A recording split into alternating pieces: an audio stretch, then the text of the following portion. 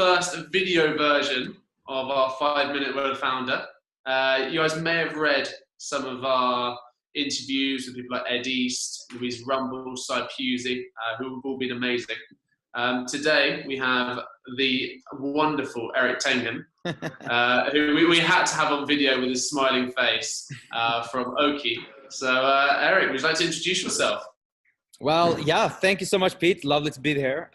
Sure. I'm Swedish, co-founder of Oaky. We're based in Amsterdam, and we provide an upselling platform for the hotel, hostel, and service apartment industry. Amazing. And as we've got you on here, it is all going well, I see. Yeah, for sure. It's going well, and it's a lot of fun.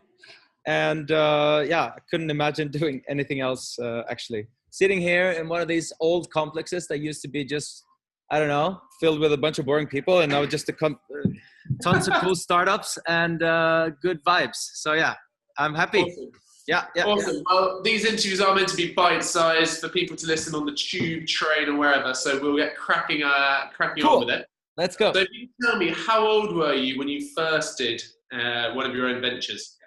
This is actually my first venture, and I was an old dude starting at hotel school because when I graduated college when I was 18, there was this poker boom happening, and I got kind of caught up in that. So I was playing professional poker and DJing for like 5-6 years, which in retrospect has been pretty helpful for being an entrepreneur. I think handling all those crazy swings and ups and downs.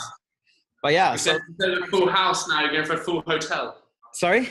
Instead of a full house now, you're going for a full hotel. Yeah, let's hope so. Just a quick thing. The university you went to, that's the very famous one, the hotel school in Holland. Is that right? Yeah, they're doing well. You know what was really cool? I got an email yesterday. This makes me so proud. From one of the deans, and they invited me to become, what do they call it? They have like an industry advisory board, and now they want to do one with like younger people, like next generation. Oh, amazing. Happy to accept that. That's cool, right? Good stuff. Yeah, well, good luck with that. Thank you. Maybe I'll need it. Next question. Do you have any role models? You know, being a founder, who have you looked up to? How have you found that part of it all?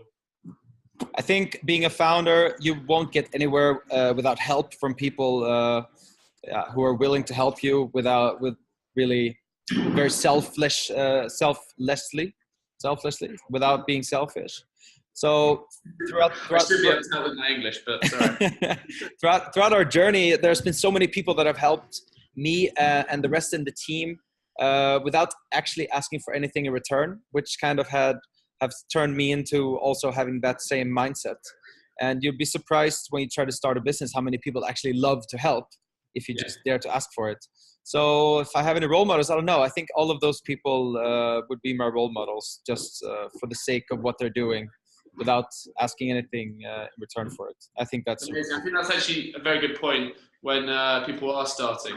People always think, people sometimes worry to ask for help, but it's amazing. When you're setting out, people are always very willing. It's, it's a very giving world out there. Yeah. So kind of on a similar vein, next question, who would you say has taught you the most? Yeah, that's a good question. I don't know. Like, I was thinking when I saw it, like, is it someone from my family, or like, who can this be? And then I realized that there are people that have taught me a lot in different areas. And if I look at kind of learning about myself and trying to be the best person that I can be, I would say it's my girlfriend, Gabriella. Hey, baby. And if it's about never giving up and being curious, it has to be my co-founder, Taco, is right over there. And Lars can do, I think that's another tip, but doing it with a trio is really, really helpful, because you're going to get... Is that something you would advise to other people, not necessarily on your own, maybe getting co-founders in that? Yeah, definitely. And 3 is probably better than 2, because if you're not agreeing, then 1 can be like the weighing scale. But also just because I think once we realized that we stopped being afraid that this wouldn't work out, when we realized if we never give up, it's always going to work out. And that's what I think those guys taught me for sure. And also what a cool aspect of being an entrepreneur is all these experienced people you get to deal with. And those must be Uli and Dirk, our two very first investors who took us on when we were complete freaking noobs, man. and taught us a shitload about all kinds of things. So yeah, that's cool. You saw something in you, and let's. Yeah, because it certainly wasn't the idea back then. Okay, so on the next one now, people answer this in many different ways, but which one failure have you learned the most?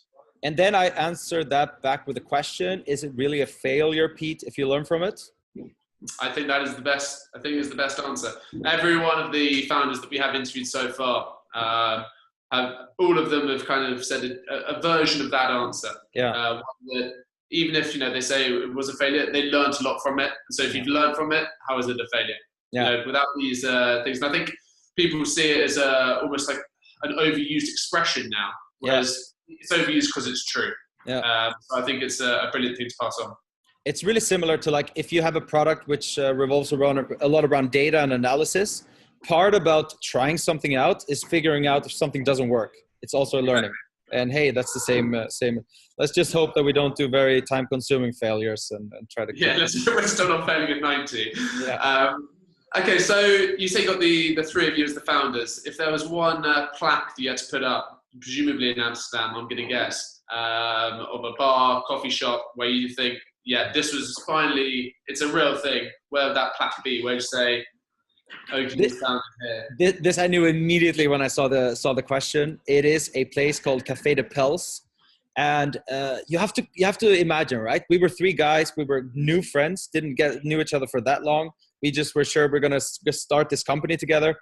We read the business plan. It was also honestly it was pretty shitty, but we met this guy who is an amazing entrepreneur, and he, like you said, he saw something in the team.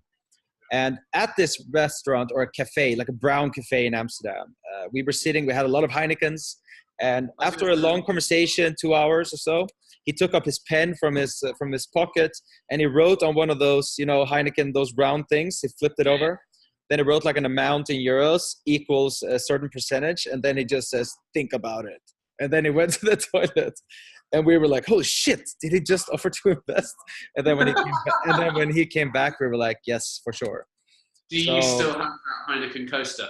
No. No. Fuck! I never even thought about that. Shame. Yeah.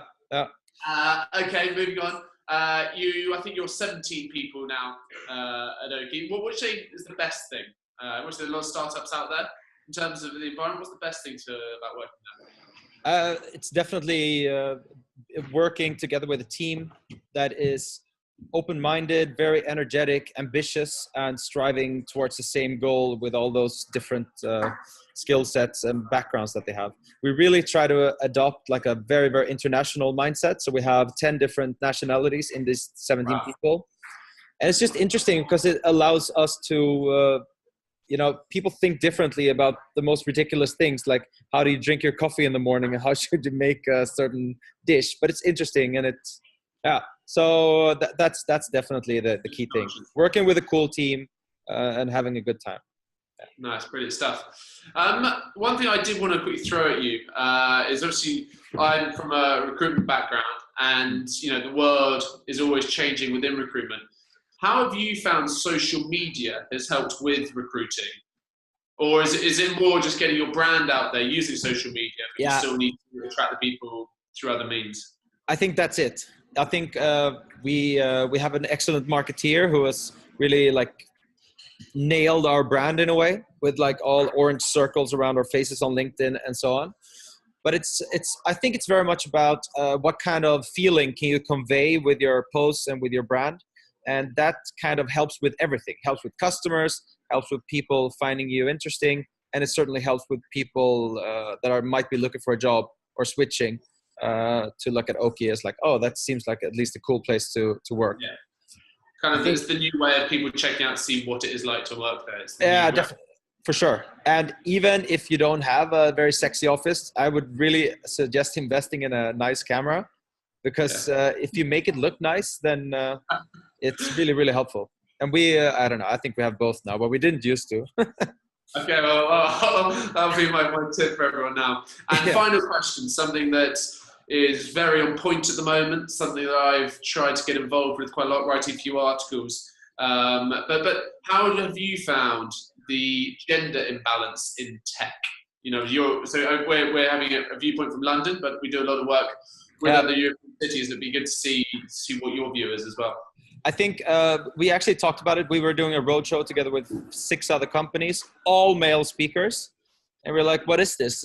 Like, and we talked about to the other guys, like, do you have a lot of women in your team? And most of them do, but they all happen to be in customer success roles or potentially marketing. They're not kind of the people that go out there and speak, which I really think is a shame. Yeah. I think there is imbalance. I cannot honestly say why. And to all awesome women out there, we're hiring. So we'll definitely put that in the interview. Yeah. Erik, you've been an absolute star. Like I said, this is meant to be bite-sized, so we will wrap it up now. Yes. But thank you very much for being the inaugural video 5 Minute with a Founder. It was a pleasure. Best of luck with everything. Yeah. Good luck, Pete. Have a nice day. Bye-bye, everybody.